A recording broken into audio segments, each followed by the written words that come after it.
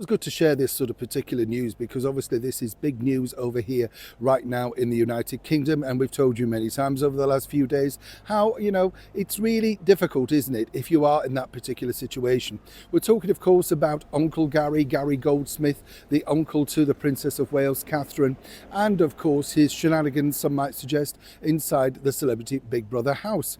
What's interesting though is this, I can tell you this, basically they are, how can I put this nicely? He's doing everything exactly what they didn't want him to do. And by that, let me explain. You see, the bigger problem that you have right now is you've got people in there who are, of course, television interviewers. And the real way around that, as you've seen, for instance, with Fern Britton and indeed Sharon Osbourne, they've met many people over the years and they know how, with a smile, a bit of a, sympathetic look and a nod, to try and extract the very best out of you in very difficult and unusual surroundings. And that's truly what's happening to Mr. Goldsmith. Whether he felt he was clever or not, it isn't really, you just get drawn in, particularly with someone like Fern, who spent years under the Smalling sofa dealing with everything from politicians to how to cook the perfect pasta, She has to come across as warm and fuzzy.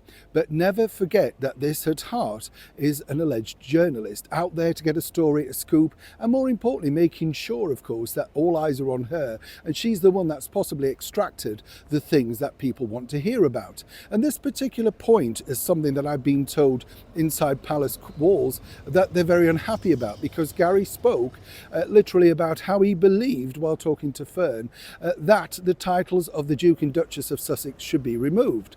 Now, you see, the reason why this plays out badly, and this is the whole point of why really you shouldn't go on a show like this, but as I say, that's up to him.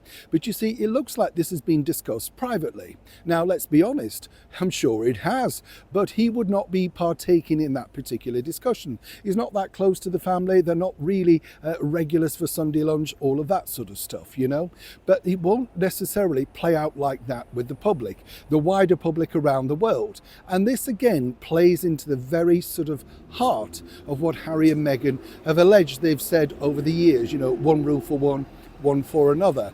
And Gary may think he's going on there trying to, how can I put this, secure and rechange the way that things look for, of course, his niece, but it doesn't work like that. The public pick up on what they want to see and what they want to hear. And while a lot of people, particularly over here in the United Kingdom, and many people out there watching this show know, yes, loads of people would like to see Harry and Meghan stripped of their titles, monetising their royal connection, but that isn't up to us. It's up to the Parliament, not even up to His Majesty the King. And the bottom line is, let me tell you, that no sitting Prime Minister wants to do that job, whether that be Rishi Sunak or an incoming government later in the year. Nobody wants to go to His Majesty the King and say, we'd like to strip your son of his title. It's not going to happen, is it? So the other side of the coin is, well, Gary may say this, it looks like these have been internal private conversations that he's been partaking of. Simply not true. Makes good television. Also makes it a public relations nightmare moving forward for Catherine and William, and indeed the wider family. Neil Sean in the very heart of London.